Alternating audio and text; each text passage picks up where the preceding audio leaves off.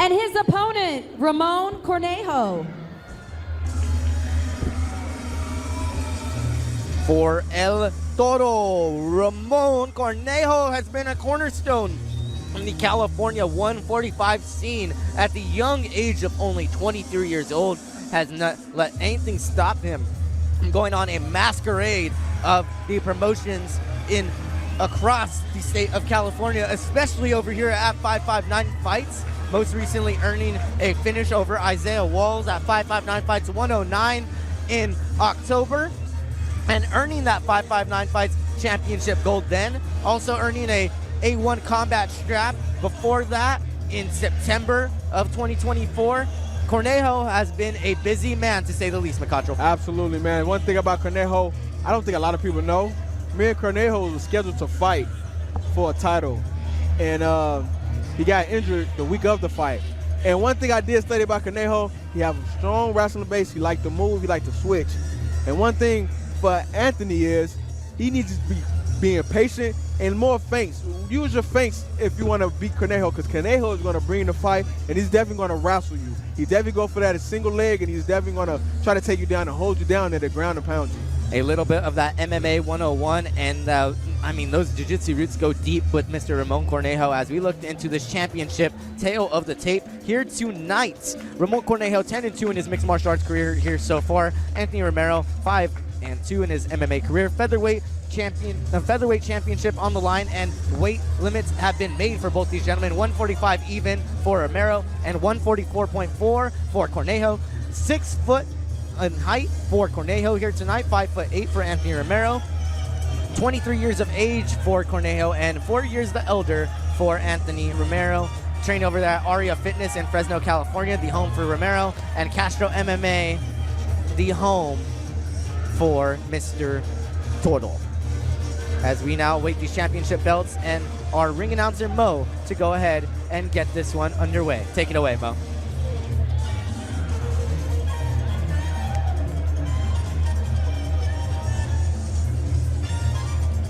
All right, fight fans, things are heating up here on my TV 53. This fight here is for the 559 Fights and Camo State Featherweight Championship. Check out the belts. Fighting out of the Bud Light blue corner this evening, weighing in at 145 pounds and representing Reedley, Anthony Romero. And his opponent out of the Fresno Fuego red corner this evening, weighing in at 144.4 pounds, representing Tracy, Ramon Cornejo.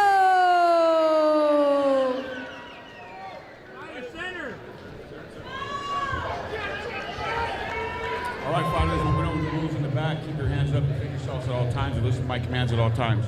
Watching the low shots or shots to the back of the head. Fight hard, fight clean, touch gloves if you like. Back to your corners. Both these gentlemen sharing admiration for each other's skill and shaking hands before this one. Referee Josh Wheeler in there to break up this first championship bout of 3 over here. 559 Fights 112. Anthony Romero, the challenger, in the orange shorts with the blue tape gloves, and Cornejo in the black gloves with the red tape. As we look to get this one underway here.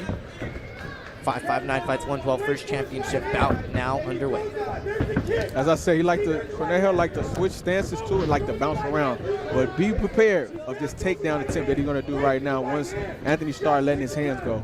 And very, very technical and very smart with his approach to the game is Ramon Cornejo. Not a step mistaken with the man that they call El Toro. Like how you said, working that way to the cage now is Ramon, but a good break off there from Romero. Yeah. Anthony did a good job to having a good hips as well. Nice head kick attempt, but Cornejo's moving around right in the southpaw, bouncing around perfectly, and kicks as well. And like how you said, that switching of the stances can often cause a problem for a lot of fighters to go ahead and time everything out. But Romero's been doing a good job so far of kind of timing out those switching of stances here. And this is what Cornejo is super strong at. If Anthony just can hand fight and pummel to get that right hand through and just get the underhook and get him and just hit corners, he can get Cornejo off because Cornejo is going to stay right here with you. You're going to put that pressure on you because he's super strong and he got the length to keep that pressure going. Now trying to work that single leg there, but Romero doing everything in his power to try and stop this takedown attempt. And now he's doing a good job by the takedown attempt as well. Cornejo, he's just ruthless. He's going to try to take you down 100 million times, and he can go 0 out of 100, and he's still going to constantly keep going for shots. Known to exhaust his opponents in the cage has been Ramon Cornejo, saying family's a big motivation to him. Got a younger brother who's also in the mixed martial arts scene and 1-0 in his own career. Cornejo, a coach over there at Castro Mixed Martial Arts in Tracy, California, and teaching these same children that same aggressiveness and that same style is El Toro. See right there, great job right there with Anthony, what he just did. He got Cornejo back against the cage, but one thing you want to do is break off Cornejo because Cornejo is strong right here in his position. He have the length for it. Nice overhand shot for both guys. And a person that had a little bit of success in those clinches, in those exchanges against Cornejo was Blake DeCourcy, and that was, of course, Cornejo going up to that 155-pound weight division to take on the man that they called the Snake over there. Now 3-0 in his own professional career is Blake DeCourcy. A nice pressure right there by for Cornejo, just throwing a lot of combinations and then level change as well.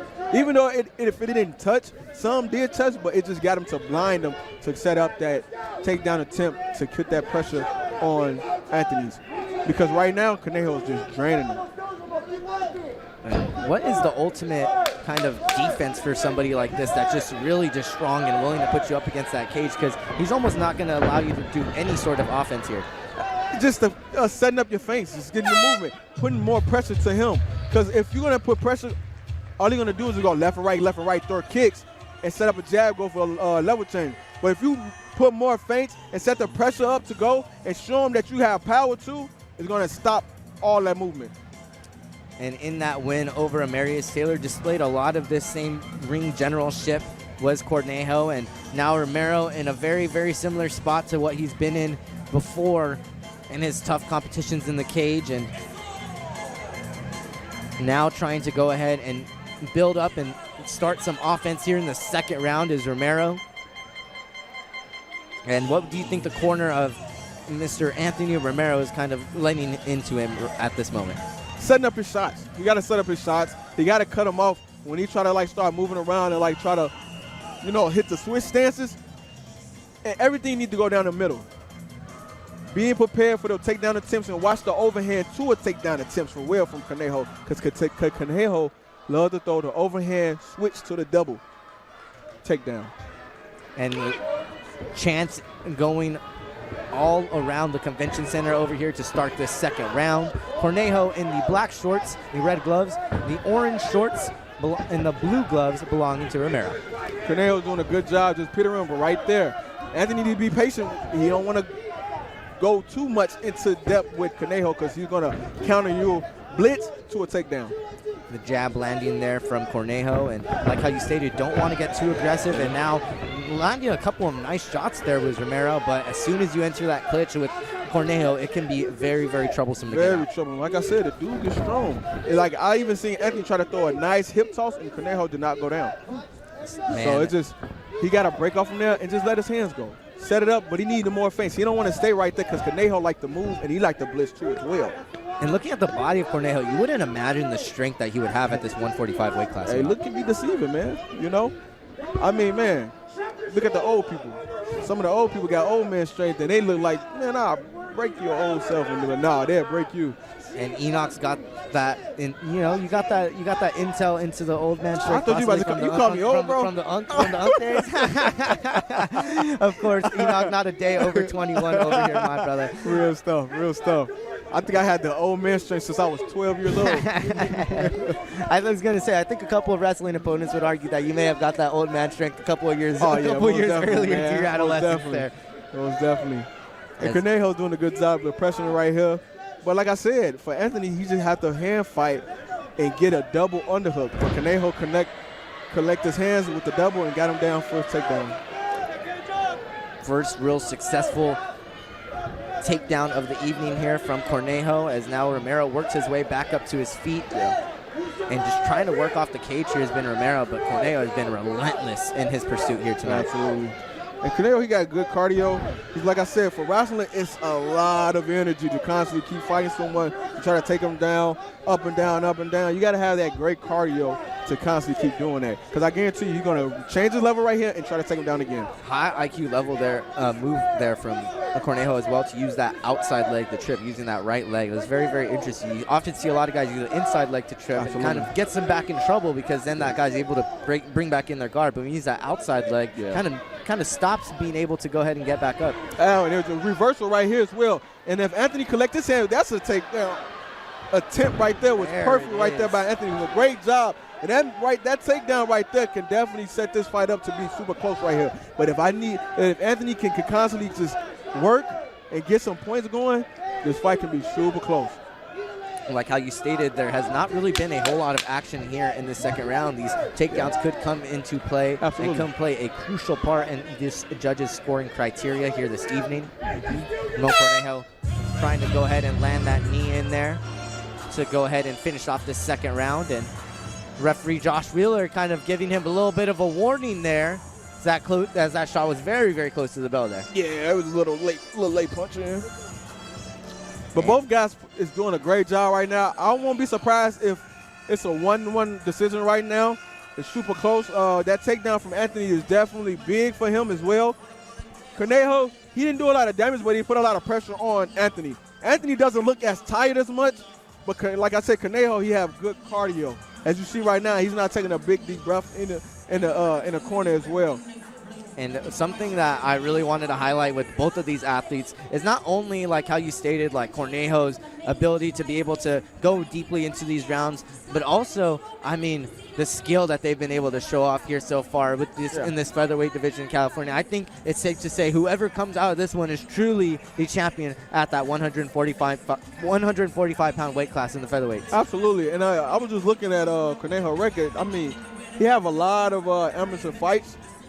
And I was just wondering, like, when he's going to go to the next stage, you know? I guarantee you it's probably might be after this fight because, I mean, he's still young, 23, but this sport right here is super tolling on your body. And you're almost a crystal ball predictor there, for Ramon Cornejo. It's recently, speaking to him a little bit before this matchup, he said this should be the fight that determines whether he makes that professional jump. Said he felt confident in his performances last year to end off 2024, but really wanted to nullify and nick anything in the bud here before he started off his professional career. Yeah, and it was a good lead hook that Cornejo just landed on Anthony. And like I said, right back to the presser right there. Good transition right there from Anthony. Is just putting the pressure with the outside trip attempt. But Cornejo is just being super strong and just pushing him his strength. I know these state championships of wrestling were only a week ago now here in the state of California, but man, these men have put on a show of takedown defense like no other here tonight, you know? Absolutely. I haven't seen no one wrestle like this as much on Cornejo as Anthony. So Anthony, he's doing as much that he could, but like I said, Anthony's doing a great job of breaking off the back getting his back off the cage, but he got to move. He can't stay right there in front of Cornejo because right there, he's going to go for that level change takedown.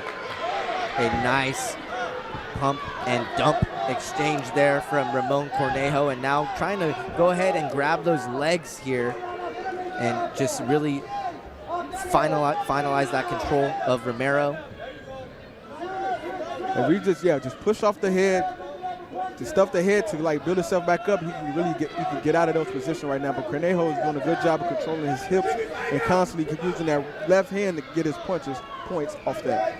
And really, I feel like the key to Ramon keeping guys up against the cage so far is really just not giving them space and really just keeping that arm always on the hip. There's always a hand on the hip with Ramon. Every fight piece of his body has a reasoning. It doesn't seem like he really, like how I said, every move has a reason. Everything's very textbook with him. Every fight is like that. The only thing I've seen him change out of his fights is switching his stance. And when he switches stance, he goes for a head kick. And he switches back to his regular stance and starts striking with his hands. But his same game plan is going to throw that pressure, put your pressure, get your back against the cage, and try to ground and pound you or try to get a submission. And this looks like it could possibly be getting into some very dangerous and treacherous waters for Anthony Romero here in the waning seconds here of the third round. Ramon doing a good job of keeping those hooks in there despite the leg strikes and even throwing in a couple of strikes of his own. Those can definitely be irritating right there, man. I'm like, man, how this man got me all wrapped up and he's still hitting me in my leg from that weird position. Trying to grab that rear naked choke rip there is Cornejo, but Romero doing a good job of defending here, and these 15 seconds could be very crucial here in terms of Cornejo finishing out his last potential amateur fight here. Now entering into the full guard is Cornejo to end off this one, as we will see the judges' scorecards over here for our 559 Fights and Camo State Featherweight Championship. Great fight for both guys. Great fight for both guys. An absolute great display of mixed martial arts between both of these gentlemen, but do not miss it, fight fans. We still have the results of this bout coming up, and also our 559 Fights Women's Straw Weight Championship co-main event coming up, brought to you by My TV 53 Sports and 559 Fights. Do not miss it over here, live from the Visalia Convention. Look what this leprechaun's brought to Tachi Palace. It's not just gold at the end of the rainbow. Every Friday in March from 5 p.m. to 8 p.m., we're giving away $150,000 in cash and prizes. And at 8 p.m., one lucky lad's rolling off with an e-bike. For every 100 points you earn any day, you'll get another entry into the drawing. And on Wednesdays, activate your bonus entries. The luck won't spread itself. I'm off to Tachi's Lucky Ride.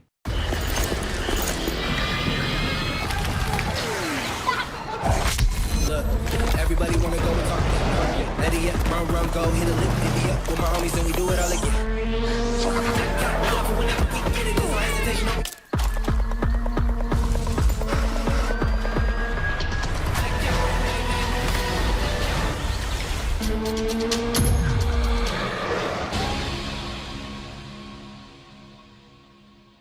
Dental pain's the worst, and when you need help, you need it now. Shamlian Dental is available 24/7 for emergencies. From toothaches to broken partials, they've got you covered. Since 1980, family-owned in Fresno, Dr. Shamlian and his staff strive to meet all of your dental needs in a comfortable and relaxing atmosphere. Shamlian Dental offers implant services, has their own denture lab, and often does same-day repairs. From regular checkups and cleanings to 24/7 emergency services, you can rely on Shamlian Dental. Hello, I'm Phil Sanders. In Search of the Lord's Way is seen every Sunday morning here in the Fresno area. Search brings you an inspirational message from God's Word in hopes of helping you in your day-to-day life. We believe God's way is the best way to live. The Church of Christ in your area would love for you to worship with them. Join Phil Sanders in Search of the Lord's Way this Sunday morning at 7.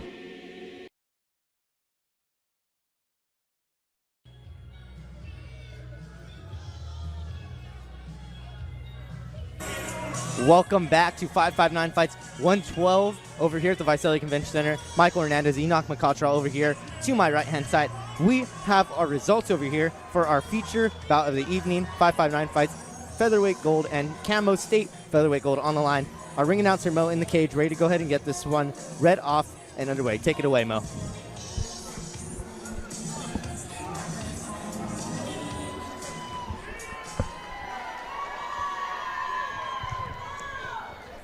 All right, fight fans, the judges have reached a unanimous decision this evening.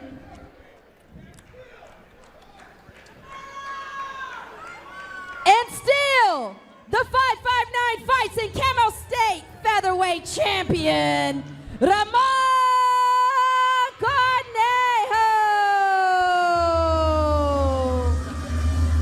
Make that 11-2 for El Toro, Ramon Cornejo. Still hanging on to that 559 Fights 145 and Camo State Featherweight Championship. Now being added to that collection over there at the CastroMMA gym in Tracy, California, alongside his coach Julio Castro. You know they're very excited to hold those belts, Enoch. Oh, absolutely, man. He got a lot of belts in his collection, man. But now it's time for him to make that other transition to the pro show. has carried belts all across the state of California. Now the Camo State 145 champion and 559 Fights champion is Ramon El Toro Cornejo. As we look ahead into this co-main event for the Women's Strawweight Championship, Leanne Bragg over there out of San Jose, California will be taking on Brianna Stevens in a championship bout. Brianna Stevens missing weight by 0.4 pounds for this bout, so she will actually not be able to earn that 559 Fights belt with the win here tonight. Still, this matchup being ever so important in these ladies' development in their careers. But Leanne Bragg only eligible for that women's strawweight gold here tonight. How do you think she'll feel though? Because I'm pretty sure she tried her best to make that weight. Do you think she'll be drained? Because in amateurs, you only get that couple of hours to get your rehydration.